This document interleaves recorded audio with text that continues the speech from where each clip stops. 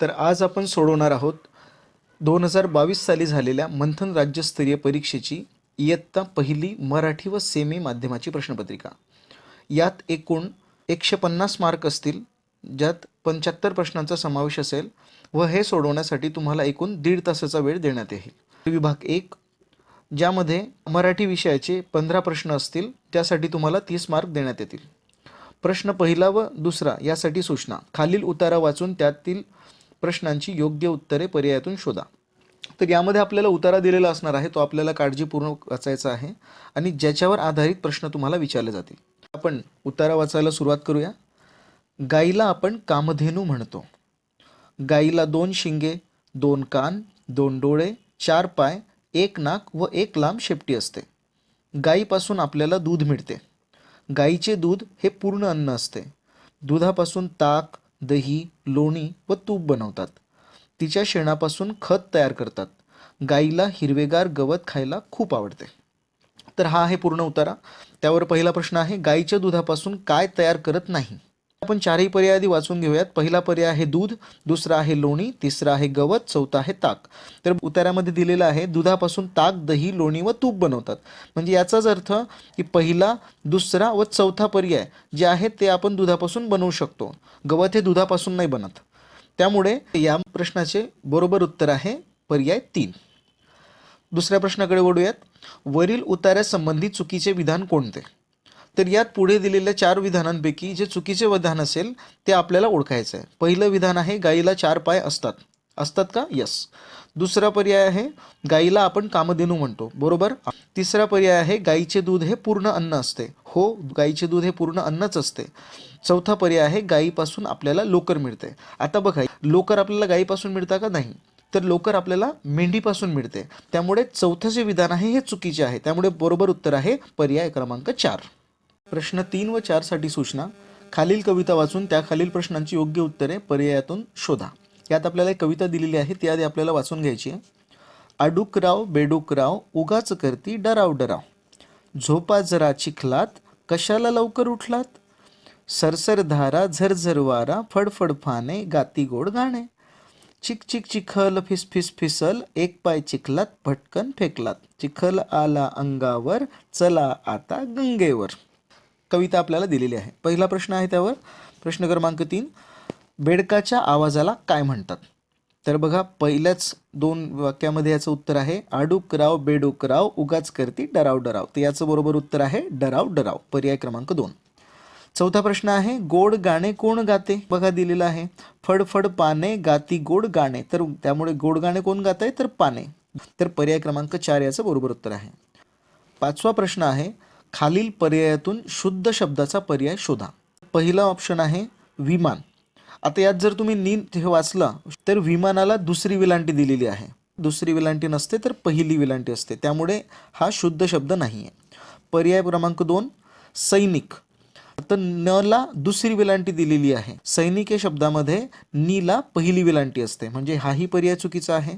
तिसरा पर्याय आहे बाहुली.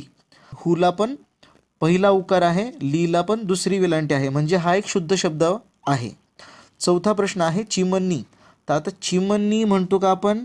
नाही, तर आपण त्याला चिमणी म्हणतो. यामध्ये न बाणाचा असला पाहिजे. त्यामुळे या 4मधून बरोबर पर्याय जो आहे तो आहे पर्याय क्रमांक 3. प्रश्न 6, सोबतच्या चित्राचे लिंग पर्यायातून शोधा. यामध्ये आपल्याला एक रेल्वेचं चित्र दिलेलं आहे आणि पर्याय आहेत श्रीलिंग, पुल्लिंग, नपुसकलिंग आणि उभयलिंग. आता आपण शिकलेलो आहोत की एखाद्या नामावरून ते पुरुष जातीचे आहे की स्त्री जातीचे आहे हे आपल्याला कळते, यालाच लिंग असे म्हणतात. तर रेल्वे जे आहे तिला आपण ती रेल्वे म्हणतो. तो रेल्वे म्हणतो का? नाही. तर त्यावरून आपल्याला कळत आहे की हे स्त्री जातक आहे. त्यामुळे बरोबर पर्याय आहे पर्याय क्रमांक 1 श्रीलिंग. प्रश्न क्रमांक 7, खालील वाक्यातील विरामचिन्ह ओळखून त्यांचा पर्याय क्रमांक शोधा. बाबा विरामचिन्ह, बाबा विरामचिन्ह, आपली बाग किती सुंदर आहे पूर्णविराम. आता यामध्ये अ आहे पूर्णविराम, ब आहे प्रश्नचिन्ह, क आहे उद्गार चिन्ह आणि यात आपल्याला पर्याय दिलेला आहे फक्त अपर्याय योग्य.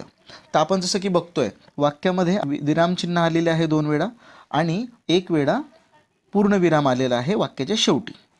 तर फक्त पर्याय ए योग्य आहे का? नाही. पर्याय 2 आहे फक्त ब योग्य, प्रश्नचिन्ह या वाक्यात नाहीच आहे, त्यामुळे हाही पर्याय चुकीचा आहे. पर्याय 3 फक्त अ आणि क योग्य. अ आहे पूर्णविराम, हो वाक्याच्या शेवटी एक आहे.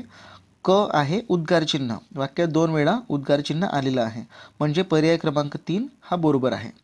चौथा पर्याय आहे फक्त ब आणि क योग्य.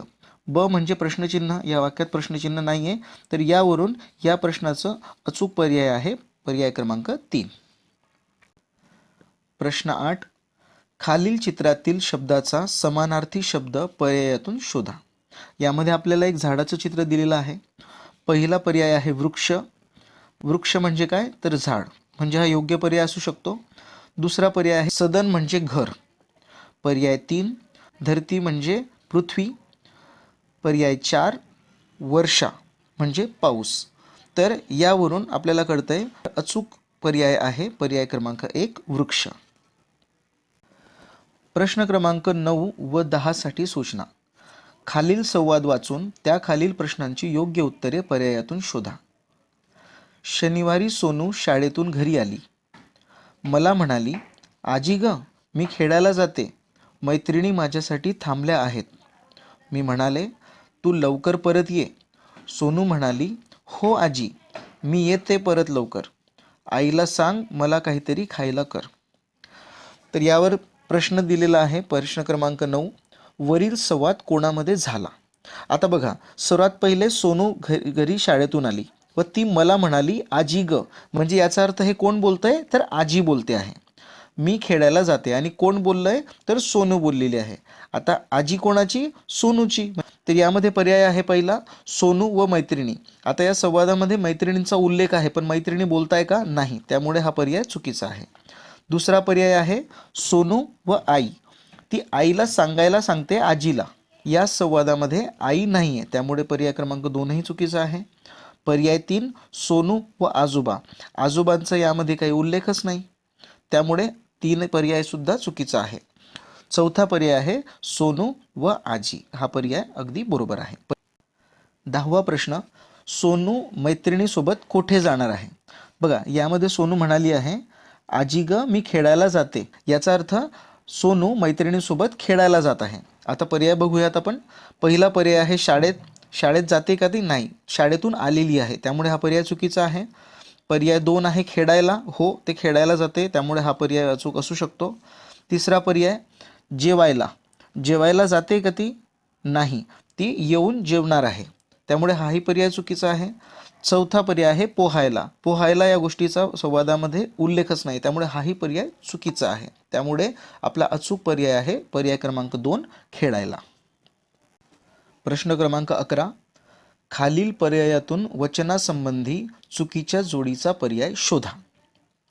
पहिला पर्याय मासा मासे. आता यावरून आपल्याला कळतंय की पहिले एक वचन म्हटलेलं आहे आणि त्यानंतर अनेक वचन दिलेलं आहे. मासाचं अनेक वचन आहे मासे. दुसरा पर्याय आहे टोपली व टोपल्या, हे पण पर्याय बरोबर आहे. तिसरा जो आहे पर्याय डबा आणि डबी. आता डबा हा सुद्धा एकवचनी आहे आणि डबी ही सुद्धा एकवचनी आहे, त्यामुळे हा पर्याय चुकीचा असू शकतो.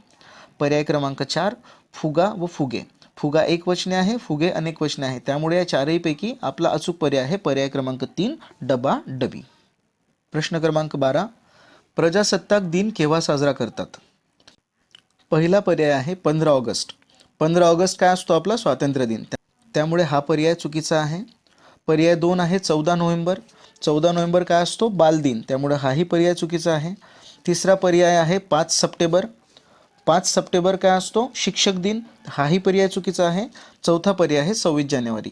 तर 26 जानेवारी काय आहे? प्रजासत्ताक दिन, त्यामुळे अचूक पर्याय आहे पर्याय क्रमांक 4 26 जानेवारी. प्रश्न 13. खालील चित्रातील प्राण्यांच्या पिल्लाला काय म्हणतात ते पर्यायातून शोधा. सर्वात आधी आपण पर्याय बघून घेऊयात. पहिला जो पर्याय आहे तो आहे बछडा. वाघाच्या पिलाला बछडा असं म्हणतात. दुसरा पर्याय आहे छावा. सिंहाच्या पिलाला छावा असे म्हणतात. तिसरा पर्याय आहे शिंगरू. घोडा आणि गाढव यांच्या पिलांना शिंगरू असं म्हणतात. चौथा पर्याय आहे रेडकू. म्हशीच्या पिलाला रेडकू असं म्हणतात. तर जसं की आपण बघतोय चित्रामध्ये आपल्याला वाघ दिलेला आहे, त्यामुळे अचूक पर्याय आहे पर्याय क्रमांक 1 बछडा. प्रश्न 14. खालील प्रश्न अर्थपूर्ण होण्यासाठी रिकाम्या जागी योग्य अक्षर पर्यायातून शोधा. पी गाडलेली जागा, का आणि री. पहिला पर्याय आहे न. आता न आपण जर गाडलेल्या जागेमध्ये टाकून पाहिला, पी न कारी हा शब्द अर्थपूर्ण आहे का? नाही, त्यामुळे पहिला पर्याय चुकीचा आहे. दुसरा पर्याय आहे स. स जर आपण या जागेमध्ये भरला तर पी स कारी हाही अर्थपूर्ण शब्द नाही, त्यामुळे हाही पर्याय चुकीचा आहे. तिसरा पर्याय आहे च. पिचकारी. पिचकारीचा अर्थ काय असतो? ज्याने आपण होळी खेळतो, त्यामुळे हा एक अर्थपूर्ण शब्द असू शकतो. चौथा पर्याय आहे व. पी व कारी हा सुद्धा अर्थपूर्ण शब्द नाही आहे, त्यामुळे हा पर्याय चुकीचा आहे. म्हणून आपलं उत्तर आहे पर्याय क्रमांक 3 च, पिचकारी. प्रश्न 15. सुगरणीच्या घराला काय म्हणतात? पहिला पर्याय आहे खोपा. सुगरणीच्या घराला खोपा म्हणतात, बरोबर आहे. तरीसुद्धा आपण पुढचे पर्याय बघून घेऊयात. दुसरा पर्याय आहे पोळे. मधमाशीच्या घराला पोळे असं म्हणतात. तिसरा पर्याय आहे खुराडे. कोंबडीच्या घराला खुराडे असे म्हणतात. चौथा पर्याय आहे पिंजरा. पिंजरा हा पोपटाचा असतो. त्यामुळे या चारही पर्यायापैकी आपला अचूक पर्याय आहे पर्याय क्रमांक 1 खोपा. पुढील व्हिडिओमध्ये आपण सोडवणार आहोत विभाग 2 म्हणजेच गणित या विषयाचे प्रश्न. प्रश्न क्रमांक 16 ते 40. व्हिडिओ आपल्यापर्यंत लवकरात लवकर पोहोचायला हवा, याकरता मंथन ऑफिशियल या चॅनलला सबस्क्राईब करायचं आहे आणि सबस्क्राईब बटन शेजारी असलेली बेल आयकॉनसुद्धा प्रेस करायची आहे. प्रश्नपत्रिका सोडवताना आपल्याला जर काही अडचणी किंवा प्रश्न येत असतील तर तुम्ही कमेंट बॉक्समध्ये लिहू शकतात. तर भेटूयात पुढील व्हिडिओमध्ये.